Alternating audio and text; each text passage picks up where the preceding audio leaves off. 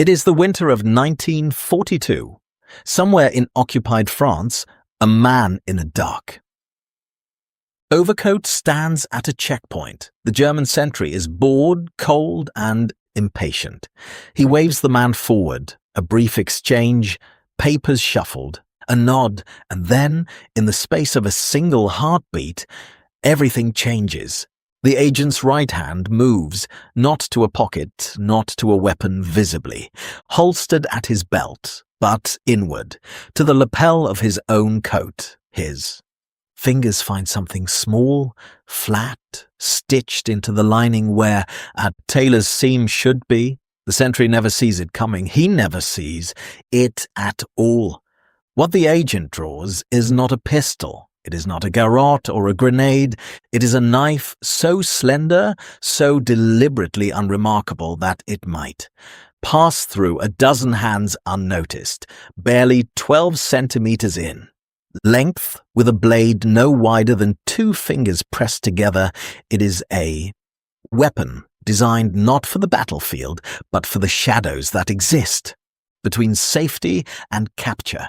It is the British lapel knife, and almost no one today knows it ever existed. This is not a story about the weapons that won the war. It is not about Spitfires or Sherman tanks or the guns that roared across Normandy. This is a story about silence, about the art of killing without sound, without trace, without the luxury of distance. It is a story about the men and women who were handed this tiny blade sewn into their clothing, like a dark secret, and sent into the most dangerous occupation imaginable. And it is a story about the organization that built it, department so clandestine that its very existence was denied for decades after the war ended. To understand why such a weapon was needed at all, you must understand the world that made it necessary. By the spring of 1940, Britain stood, effectively alone.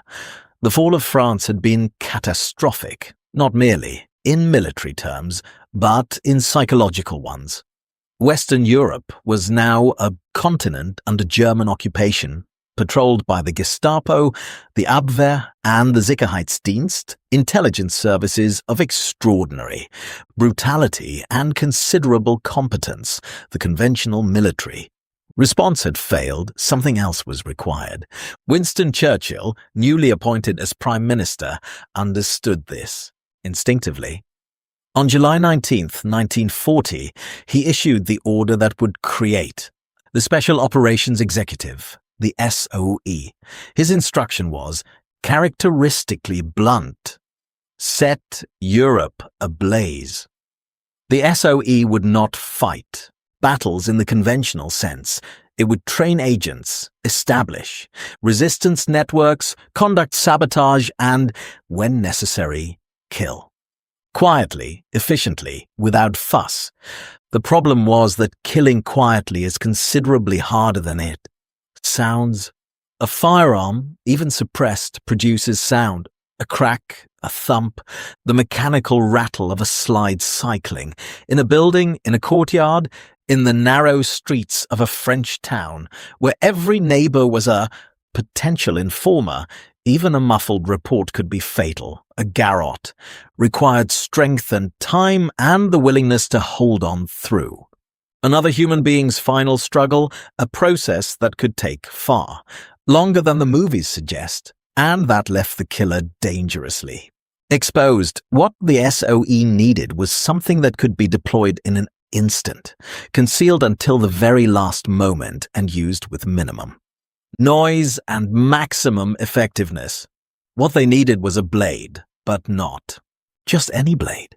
The SOE's technical workshops, officially designated Station 9 and based at the Frythe, a converted country house near Welwyn, in Hertfordshire, were responsible for some of the most inventive and peculiar weapons of the entire war.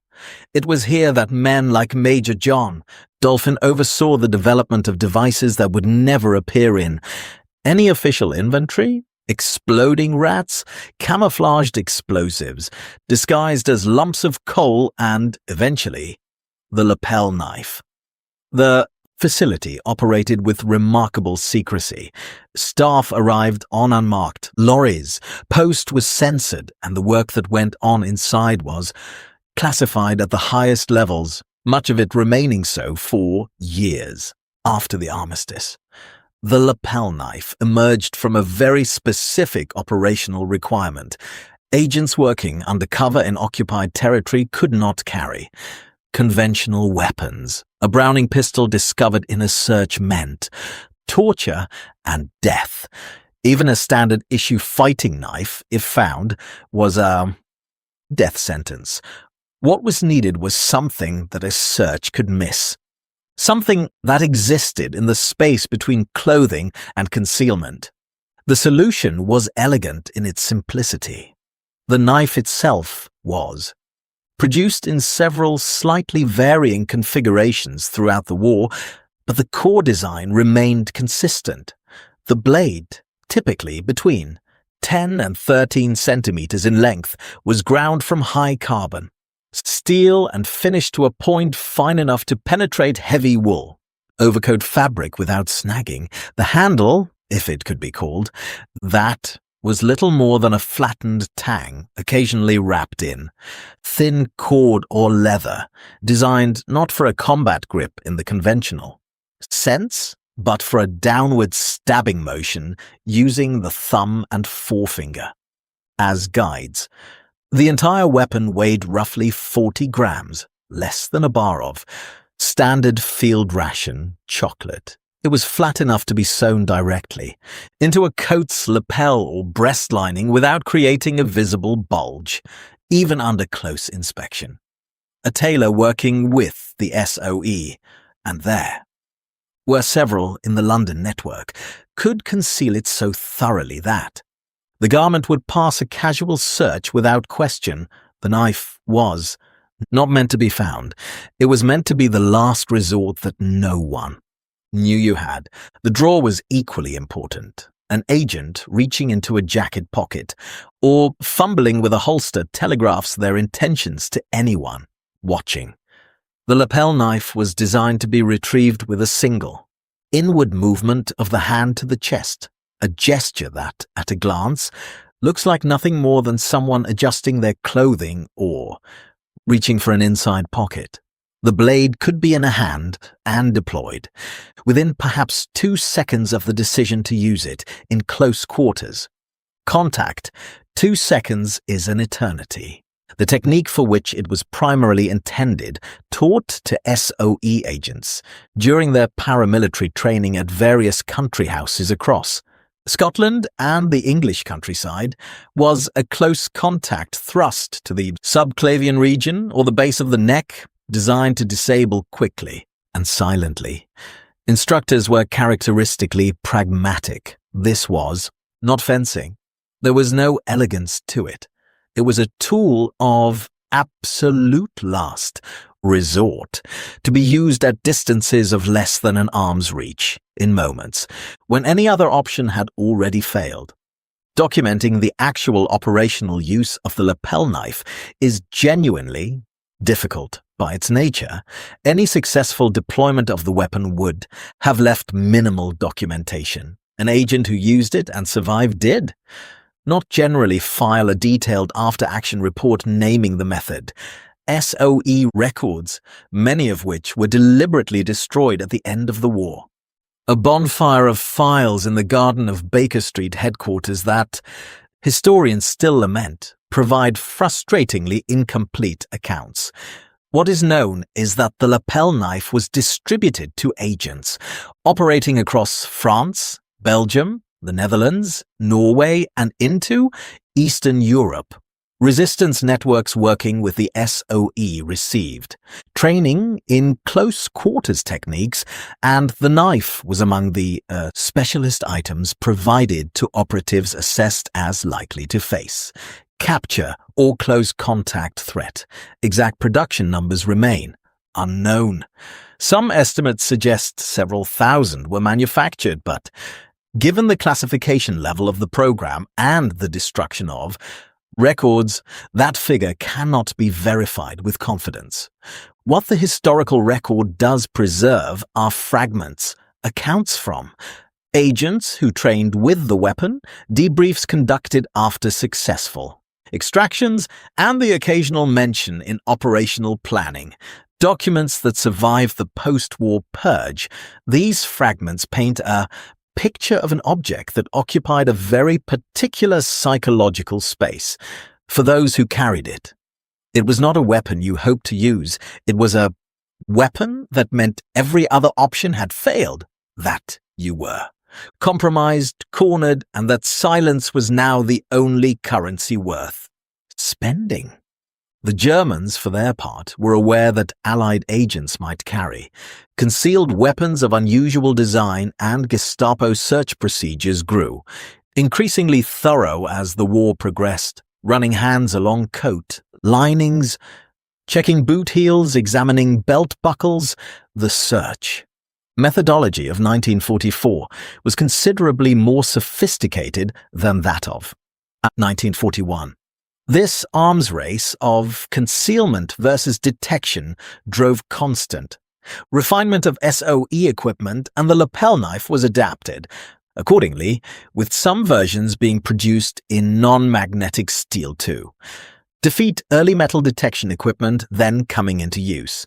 Germany, it should be noted, was not without its own tradition of concealed fighting knives. The SS issued the Kampfmesser, a robust and well-made fighting blade, but this was a conventional weapon worn openly.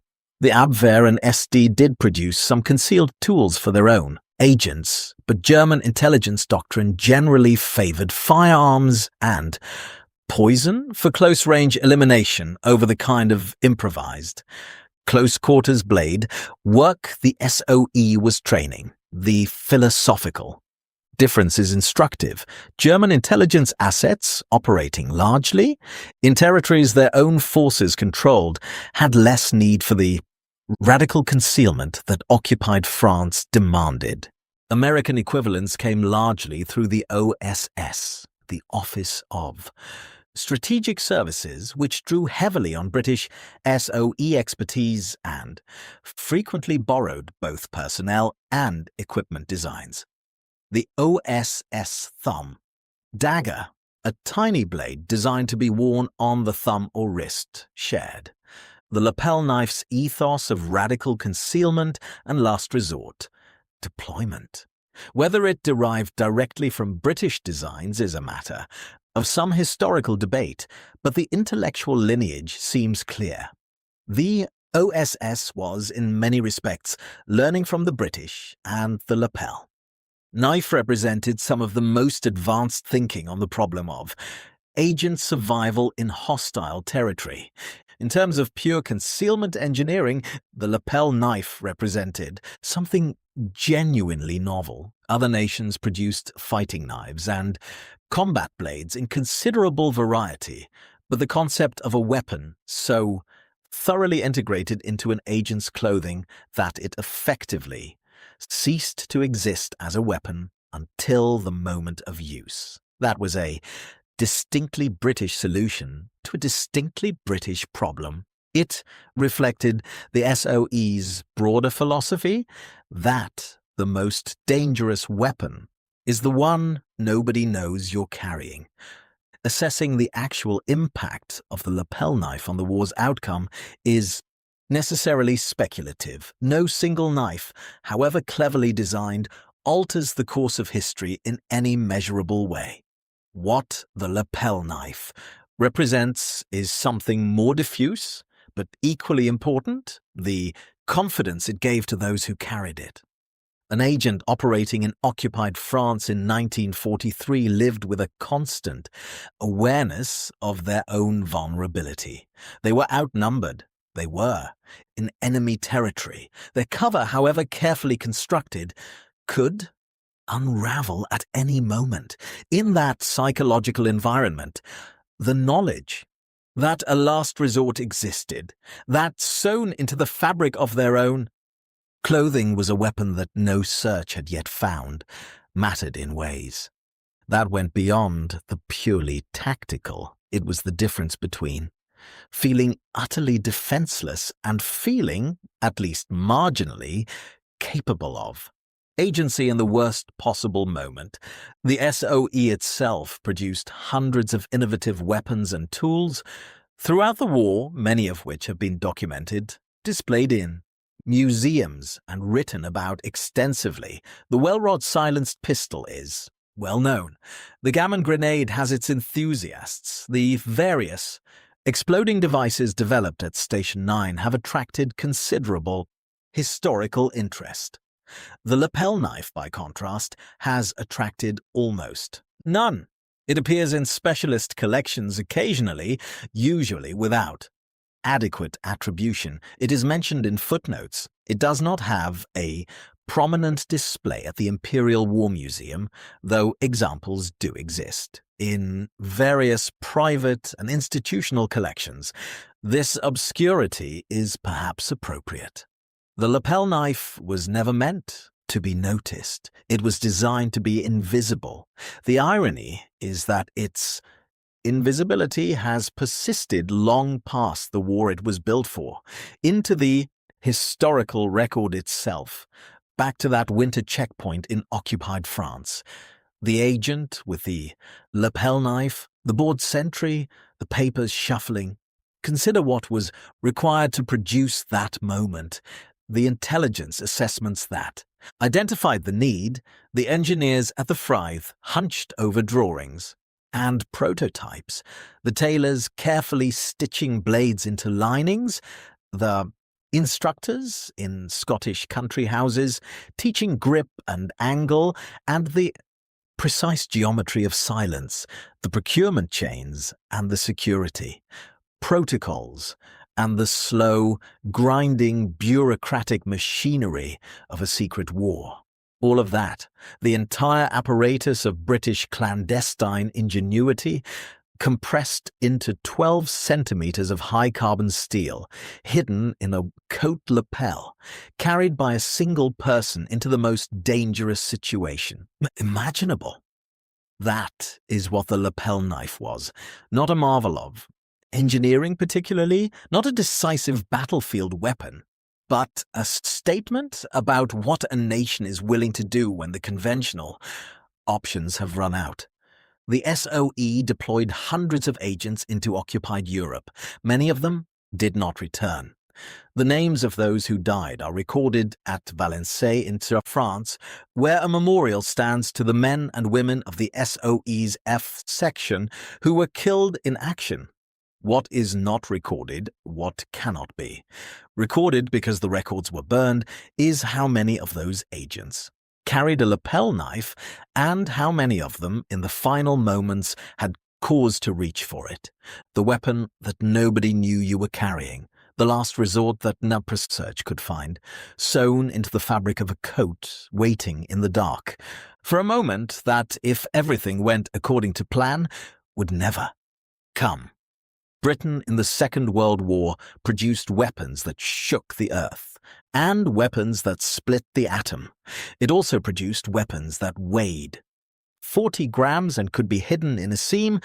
The lapel knife will never have a museum dedicated to it. It will never be the subject of a popular history. It belongs appropriately to the forgotten places, the gaps in the record, the destroyed files, the unnamed agents. But it existed.